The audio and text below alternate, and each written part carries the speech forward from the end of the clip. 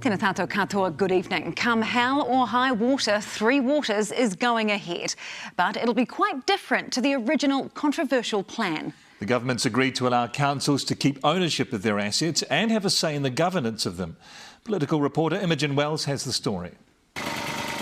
On the day our Three Water reforms were announced, contractors were fixing another burst pipe in Wellington, this one in Island Bay. Personally, I was really worried about my toilet. It's getting a bit full because we couldn't flush it. It's situations like these the Three Waters reforms aim to fix. Today, the government announced exactly how drinking water, stormwater and wastewater will be managed. Power over those assets will move from our 67 local councils to 4 regional entities. But those entities will be overseen by a regional representative group to make sure locals have a voice. Those groups must be made up of a 50-50 split of council members and local iwi, aka co-governance. That's an outstanding outcome. The pattern for that structure was set on February 6, 1840. We just had to wait a long time. Also today, confirmation councils will maintain ownership over their assets despite losing control of them. Ownership of the entities themselves will remain with councils alone through a shareholding model that is directly proportional to the size of council populations. There's been plenty of debate on the topic. The minister's adamant today smooths things over, but the reforms don't help us much, but they do hinder us if they take away our control and we want to see further changes. It's a dark day for democracy. It's tantamount to theft of community assets, and we'll be fighting this as hard as we can. Last year, the government dropped a $2.5 billion cash pot for councils to spend in a bid to get more mayors on board.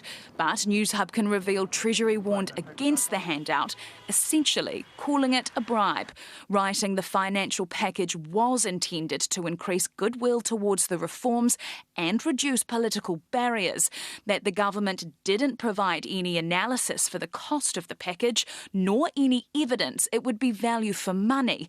As such, Treasury concluded it was not good use of Crown funding.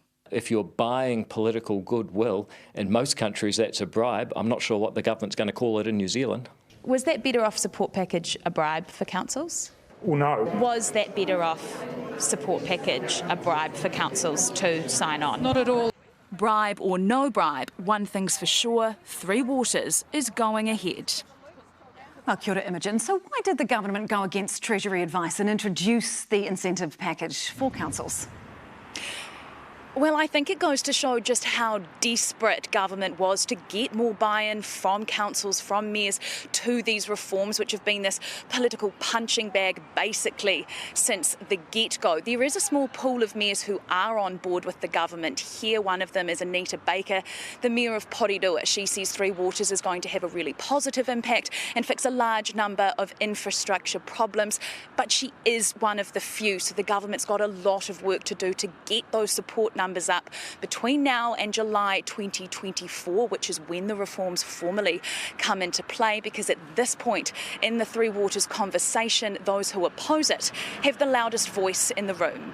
Our political reporter Imogen Wells, live from Parliament.